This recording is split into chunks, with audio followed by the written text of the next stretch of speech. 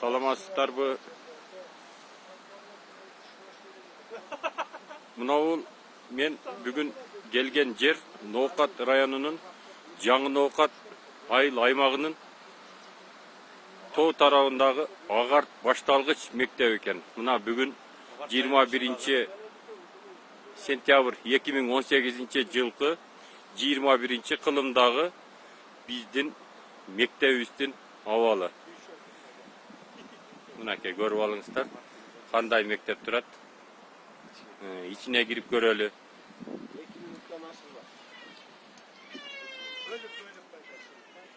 Mınakey mektep.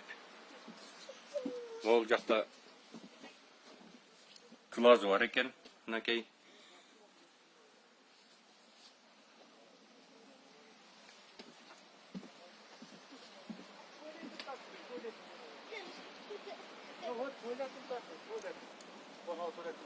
Barcak tartıyor, ona şu vakt tartlar mı?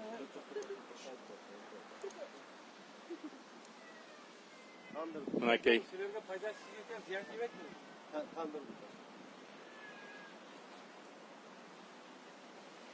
Bugünkü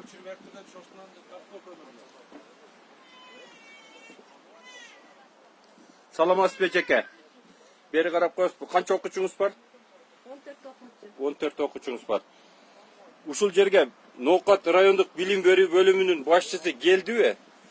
Акыбалыңыздарды сурадыбы бир жолу? İşte kirgenizde bir yıl oldu da. Bir yıl? Bir yıldan beri. Elektrik энергия жок. Yok bizde. Кышында да окуу болобу? Olup Жалпы канча үй бүлө бар бул айылда? 31 үй бүлө. Мына көрүп алыңыздар.